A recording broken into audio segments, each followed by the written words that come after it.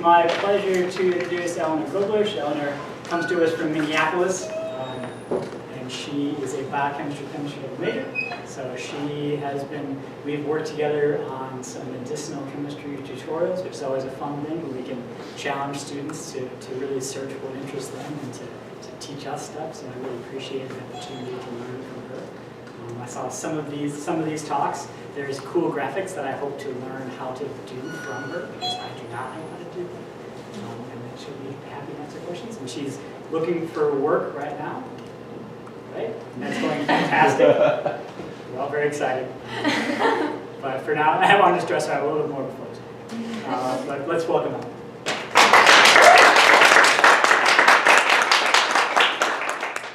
Thanks everybody for coming on this beautiful day. This is my senior capstone. I'm going to be talking to you guys about methods of beta-amyloid peptide detection. And let's just get into it. So just first starting off with beta-amyloid peptides. So let me just relate these.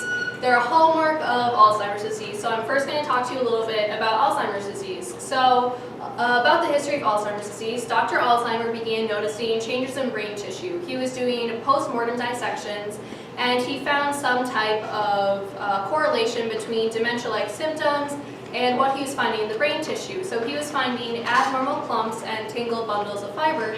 So then he would stain these brains with iodine. Oh, they look nice. And he found these things which he called plaques. So these plaques are the little black tiny things that you see in this brain right here. So as you can see, there are tons of them. And so this word plaques is really commonly used to denote beta-amyloid aggregations of these peptides. So why this research matters and why research into Alzheimer's disease matters is because 1 in 3 seniors dies with Alzheimer's or another form of dementia in the US. A little bit more statistics, the worldwide projections for Alzheimer's disease, right now we're at about 50 million people worldwide. But as you can see, by the time we get to 2050, we're going to be at about 100 million people. So the reason why, one, this has been increasing is, one, we're understanding more about Alzheimer's and diagnosing the different forms of dementia. So over time it has become increasing, but also we don't know why it's increasing at this rate. Just another key thing to point out about this graphic is that the people in blue are early stages of Alzheimer's, and the people in orangey red, hopefully you're not colorblind, are the late stage Alzheimer's people. And so the differentiation between these people is just the level of care that is required for them. So talking more about Alzheimer's disease and the symptoms that cause the diagnosis of Alzheimer's disease is mainly just what your brain is looking like. So Alzheimer's disease is a neurodegenerative disease, which means it's a disease that affects your brain. And so, as you can see, when we have healthy brains, we're going to have a really nice, full brain, full of matter. But as we get the progression of Alzheimer's disease, what you're going to get is cerebral shrinkage, meaning literally your cells are dying and that's being replaced by cerebral fluid, which doesn't have any really great effect on your daily life because there are no neurons, there are no cells for making connections and functioning. So the symptoms of Alzheimer's disease that correlate to the stages of Alzheimer's includes memory loss, repeating questions, anxiety, personality changes, and as the disease progresses, you're going to get the inability to communicate, increased sleeping, wandering, so just pretty bad things. So what we really want to do is figure out a way to diagnose Alzheimer's disease and figure out what's actually causing it. So there are many, many Alzheimer's hypotheses that are being put in place right now. But the thing is, nobody knows what's actually causing it. So I'm going to be focusing on the amyloid hypothesis. But just to give you a large overview of other Alzheimer's hypotheses, we have the tau protein, the cholinergic neuron damage, oxidative stress and inflammation, antimicrobial peptides, metal dyshomeostasis, glucose hypermetabolism, and potassium channel KCNB1. Whew. That's a lot of different types of hypotheses, and as you can see, they all range in just a variety of different, diagnoses, and you really don't know which one's the best. But I'm going to be focusing on today is the amyloid hypothesis. So let's talk about what this is. So the amyloid hypothesis is the deposition of amyloid beta protein to create, as Dr. Alzheimer coined it, plaques. So the plaque pathology, or what happens after we get these plaques in our brain, is you're going to get neurofibrillary tau tangles, vascular degeneration, and neuronal death, all which, again, cause cell death and cause the shrinkage of your cerebral cortex and other places in your brain. So none of this sounds good. So let's go a little bit into why beta amyloid is causing Alzheimer's disease. This is a neuron. So neurons are really essential to brain functioning and just human functioning. It's because they're going to synapse and they're going to exchange these things called neurotransmitters, which is just your brain talking to each other, and it really is essential because when beta amyloid comes into contact and comes in between these neurons and starts gumming up all this communication processes, what you're going to get is the neuron's not going to be able to function anymore, and you're going to get neuronal death. So let's take a little picture of a GIF of neuron dying. So as you can see in the orange right here, we're going to have an amyloid plaque. But we have dark purple here, so we're going to have a neuron. As you can see, when we get all these plaques in our brain and they're stopping neurotransmitters from going in between these neurons, is you're going to get stopping of synapsing, so stopping of this communication and causing neuronal death, which is terrible. So where these plaques are located is really affecting also our cholinergic neurons. So our cholinergic neurons are really important. Why they're important? Let's first go into a little bit of where you might encounter them. So they're used in sarin gas, or sarin gas targets your cholinergic neurons. So when these are targeted by your chemical nerve agents, it eventually will cause death. So if you think about Alzheimer's disease and causing these death of the cholinergic neurons, that's also not good either. So cholinergic neurons use acetylcholine as a neurotransmitter. And acetylcholine is essential for activating your muscles. It's also really essential for promoting wakefulness and essential for memory. So if we think about the symptoms that we saw before in Alzheimer's disease, such as loss of memory, increased sleeping, as we can see, if we're damaging these neurons, then it makes sense that we're getting those types of symptoms. So how amyloid beta comes to be and how these plaques comes to be is through a process. Let's talk it through a little bit. So we're going to have our amyloid precursor protein found in our brain right here, and it's a transmembrane protein, so it goes through a cell membrane. And we're going to have different domains on proteins which do different things. So let's focus right here on our amyloid beta domain. When it's normal and functioning, we're going to get cleavage. Just think of it as a little scissors snipping up your protein, and we can get soluble amyloid precursor proteins which go on to do different things in your brain. But if we get certain types of other cleavage, we're going to get a thing called an amyloid beta monomer, which is where we have our specific part of our amyloid beta domain being cut. Right now, this doesn't look too terrifying, it doesn't look bad or anything, but when we start getting the aggregation of these things, that's where we're going to form the plaque, and that's where we're going to start gumming up these communication systems that are going on in our brain. So we have all these amyloid beta plaques in our brain.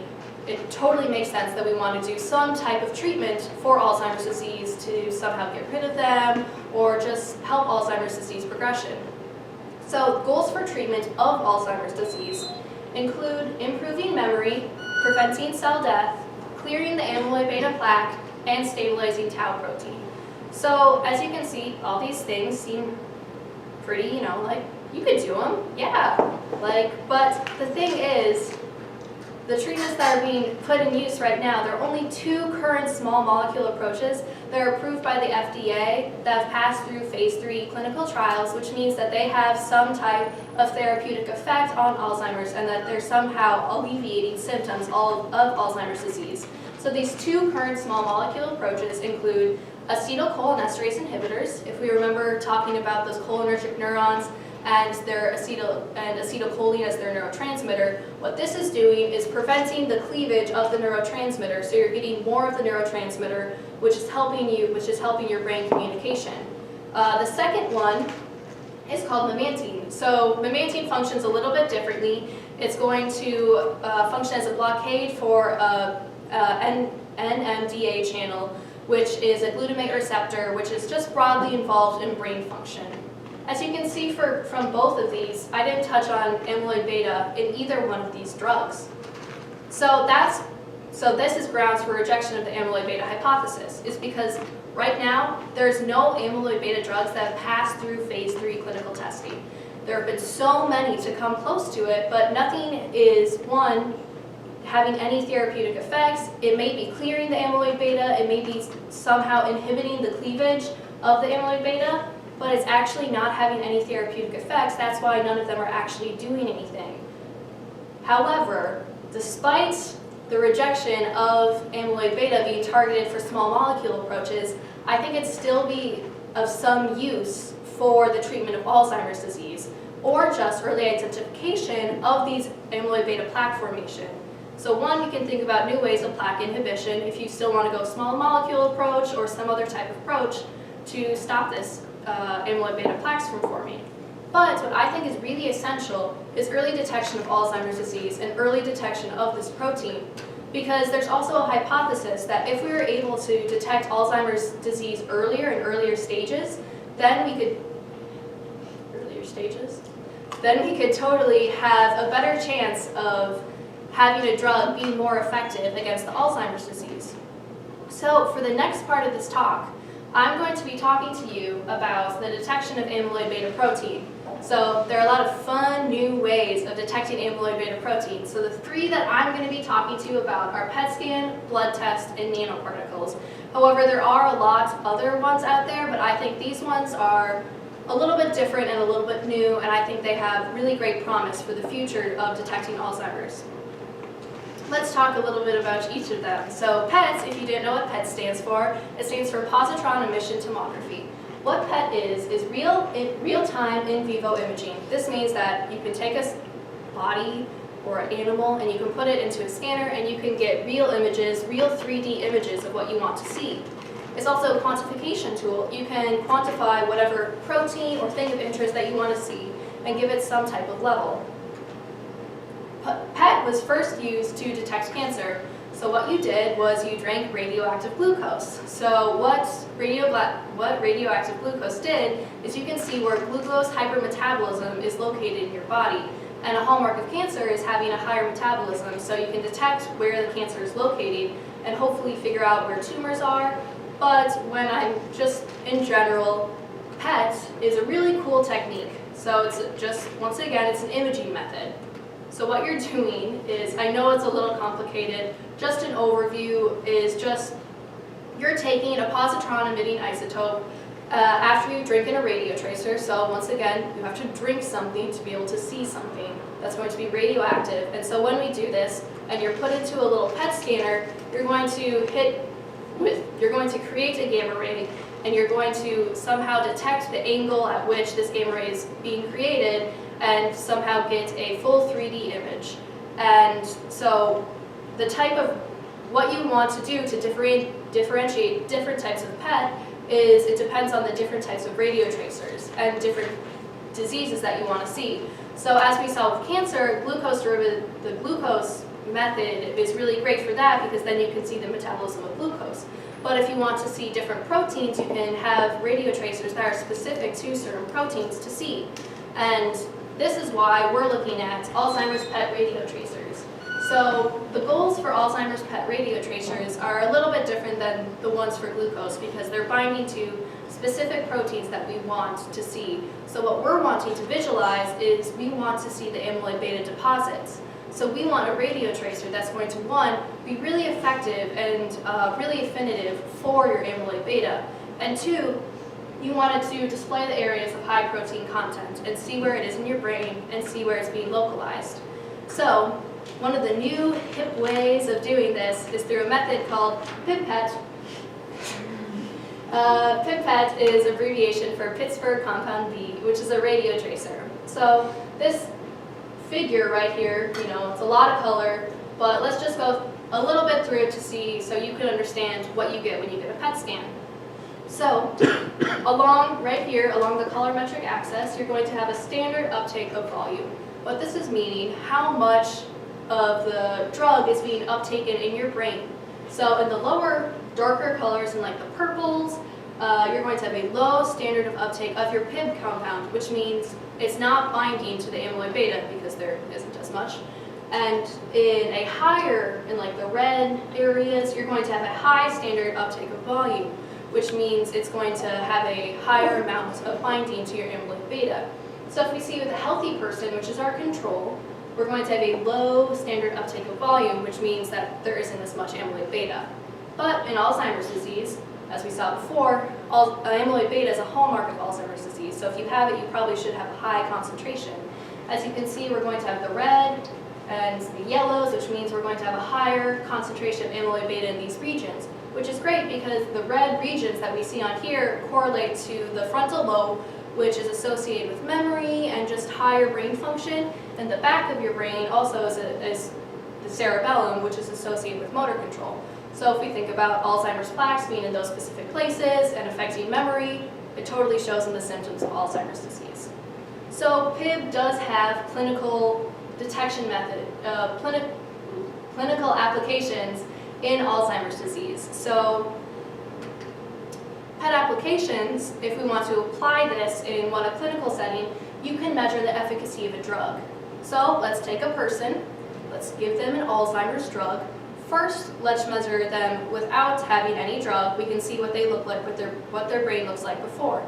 Then, as we give them different doses of drugs, we can then see the efficacy of the drug or what it's affecting. Are we getting higher? Are we getting lower levels of amyloid beta? What's happening in the brain?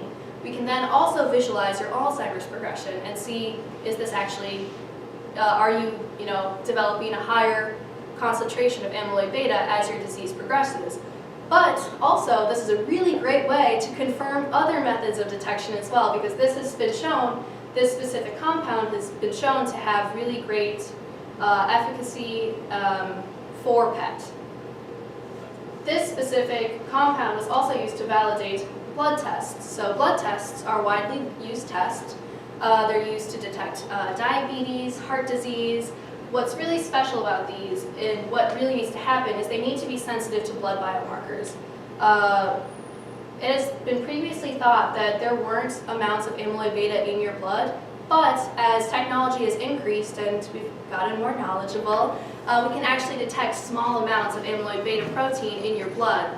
So this is great. Now we can use a blood test. Why this is great to use amyloid beta blood biomarkers is because previously we used cerebrospinal fluid obtained via a lumbar tap. Doesn't that sound great? So what's really terrible about this method is, one, there is a risk associated with a lumbar tap. Two, many people can't actually, there are fewer people that can actually do a lumbar tap versus taking out blood. And three, who actually wants to stick a giant needle into your back? Not me. So recent advances have looked into using blood plasma to look for Alzheimer's biomarkers. So that sounds a lot easier. You can just take out blood, and then you can separate your blood into your red blood cells, white blood cells, platelets, lymphocytes, all that other junk, which you need, and your plasma, which is the yellowish fluid that you don't see when you use blood. So how this test actually works and how we're actually going to detect amyloid beta is through this method. So you're going to draw your blood, you're going to get your blood out, you're going to isolate your plasma by using a centrifuge to spin your blood around really, really fast to separate your different levels. You're going to do something called immunoprecipitation, which I'm going to get to in a second. So you're going to take out your amyloid beta, and then you're going to do mass spectrometry on it to look at what you have. First, let's talk a little bit about immunoprecipitation. Sounds really fun. It's a great word. So what you're going to do is, first you have your plasma, and hopefully it has some amyloid beta or something in there. And so you're going to incubate it with an amyloid beta specific antibody. So what you're going to do is you're going to take your amyloid beta and you're going to take your antibody, you're going to stick them together, and it also has a magnetic bead on it, which is really cool, because then you can remove your unbound protein by using a magnet to keep your amyloid beta in the tube, and then you can just take the rest of the junk out of the tube. And so then you have just like what you need. And then you can just move on to further analysis, which is great. It's a really great method, because now you can do something called mass spectrometry on it. So just a very brief overview of what mass spectrometry is is you're going to vaporize your sample, you're going to separate your sample, you're going to detect your sample, you're going to get a graphical representation of your size. Very general, but this is really great because chemists use this to detect really small amounts of something. And we're going to do a really specific method of mass spectrometry called MALDI-TOF, which is used for biomarkers. So you can look at big old proteins this way, which they're normally used for really small compounds. MALDI-TOF, just once again, it looks really similar to what we saw on the last screen. So you're going to have the ionization, and so you're going to heat it up and you're going to accelerate it through a chamber, and that way you can measure the time of flight. That's what the TOF stands for. So you're going to measure the time of flight, and from this you can detect the size of whatever you're seeing. So hopefully you can detect what sizes of amyloid beta you have and if you have any actually. So that's really awesome. And so there's a really big future of blood biomarkers. This study only recently came out in 2017, so it's still in early uses, but it's actually really highly sensitive. And this study was also validated using PIB-PET as well as the cerebral fluid testing, which is not fun. But it's really nice to see that the last method also can be used to validate other methods. This is also great because it's minimally invasive. So when you take out blood, it's a lot less invasive than doing a lumbar tap, which is really great because it can be much more cost efficient, many more people can draw blood, and you can also then get a broader population screening. So both of those tests, both your PET scans and both your blood biomarkers sound really great, and they can use to validate each other. Let's talk about one more method of detection of Alzheimer's. This is pretty cool, I think. They're called nanoparticles. So if we take a look at this is just to give you a rough estimate of size. So if we just take a look at this, we're going to have a tennis ball. Pretty cool. And then we're going to decrease in size until we get to our protein, DNA, and virus. So if the x-axis is in nanometers, by the way, that is 10 to the -9th meters, so it's very, very small. So here's just a general list of different types of nanoparticles. I'm not going to talk about all of these, I'm only going to talk about a few, but just to give you just a little insight, nanoparticles are a really hot topic in chemistry, so look out for them later. But as we can see, in this area, we're going to have, it's going to be similar in size to proteins, DNA, and viruses, which is great because we kind of want to mimic this size. We want to mimic these things. Nanoparticles are also great because they're really customizable, so you can make them do whatever you want. So what we really want in a nanoparticle is a large surface area. What I mean by this is we want something we can bind a ton of things to make it the best nanoparticle it can be.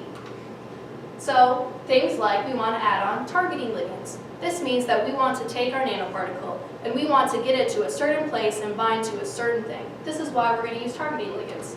Next, if you want, you can add in a therapeutic component. It's all customizable for whatever you want. So this is really great for drug delivery options. So if you get it to a certain place, you can have some type of therapeutic effect released. Also, you can do a fluorescent tag on it, which is great because then you can see where it's actually going in whatever place you want. So nanoparticles are really great also in drug delivery and just detection is because they're really tiny, so they can cross your blood-brain barrier. So your blood-brain barrier is a highly selective semi-permeable membrane that stops your blood, like certain things in your blood, from getting into your brain. So it's just kind of like a VIP door. So you're going to have cells that are really tightly next to each other to form something called a tight junction. And so these tight gaps only let in certain things. So they're only going to let in small molecules, fat-soluble molecules, and some gases to actually be let into your brain. So what we're looking for is nanoparticles that can go into your brain dependent on size, shape, and charge. So nanoparticles are very tiny, and they mimic things like proteins and DNA. So first, it's really tiny, so it can hopefully get through your blood-brain barrier. Two, we can make it so the shape isn't unwieldy, so it can fit through there. And charge, we want it to be less polar, so it can actually cross the membrane. So what I said before about mimicking these proteins is you can also go through either passive or active targeting. Passive targeting would just be having a really small molecule that hopefully can cross your blood-brain barrier. Active targeting, however, is attaching something to it like a transferon, which is the iron-binding protein that can have your nanoparticle be actively transported across your blood-brain barrier. So, a lot of people like to think of it like a molecular Trojan horse.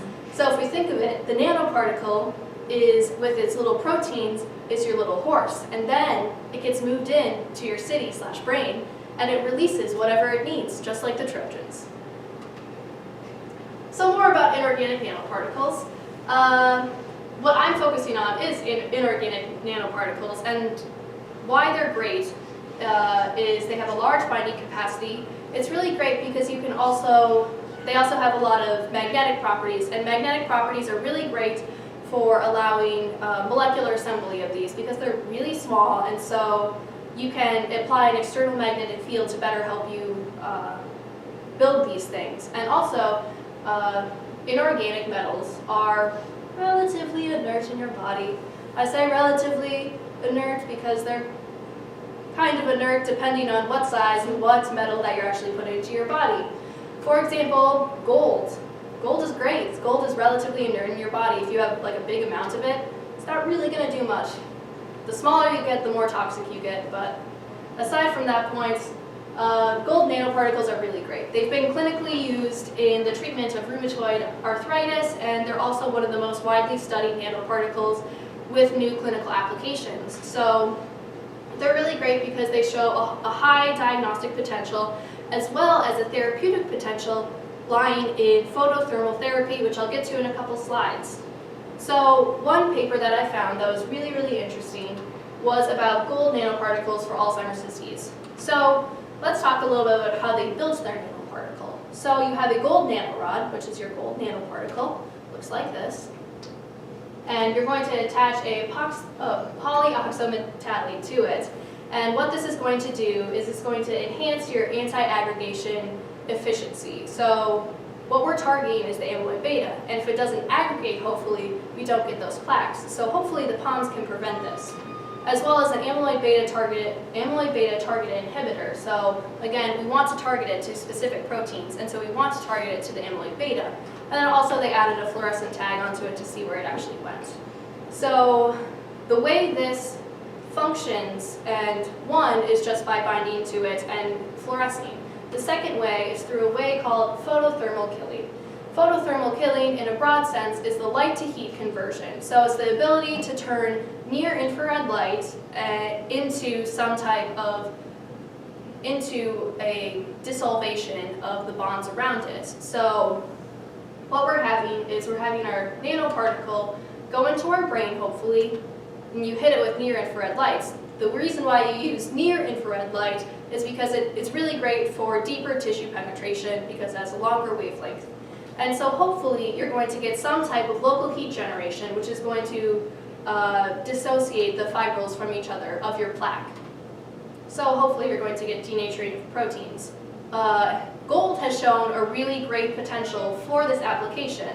So this paper really tried to show the mechanism of what they're showing. They didn't show the exact mechanism, but just roughly what this is. So if you have your amyloid beta monomer right here, and you add in your gold nanoparticles, and you hit it with this radiation, you should see, they did see, a prevention of the aggregation of your amyloid beta plaque to each other. They also saw that when they added it to your amyloid beta plaque or your fibrils, you're going to get a dissolution of the plaque, so it hopefully goes back into its monomeric form. So I just hit you with a lot of different methods, and I would like to talk about what I think, from this, what you can maybe take away, so maybe future treatments plans of Alzheimer's disease. So let's say early detection with blood tests really does become prevalent, and it's really great, and we can start detecting a broader population.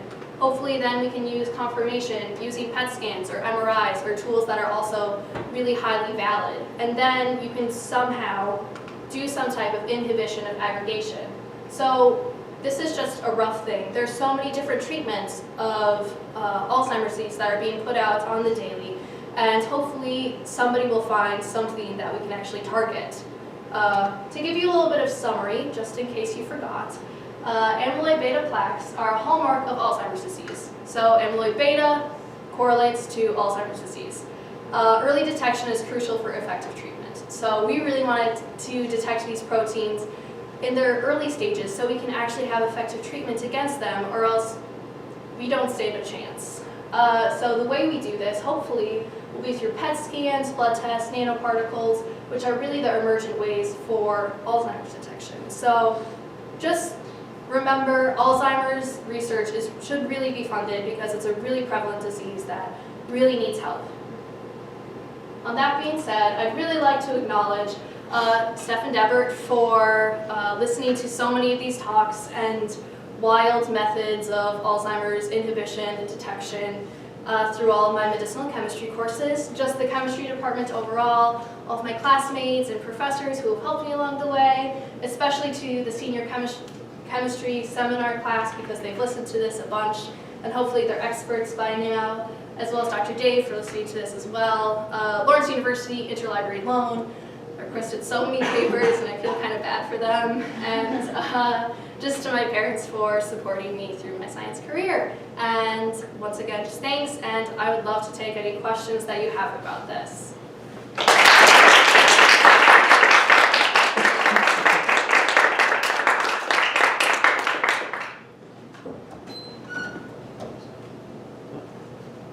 Lynn? So it's kind of interesting that the beta-amyloid is in blood, so how can it present in the blood? Is like it can It's cross? more in its monomeric form than actually in the plaque form. I'm not exactly sure how it supposedly crosses the blood-brain barrier, but I would predict it would be something about the cerebral spinal fluid and transferring through there, maybe. But Dimar, if you remember that. So you said with the blood test that they then isolated and used multitop Yeah. to identify it. How are they identifying it from the CNS fluid?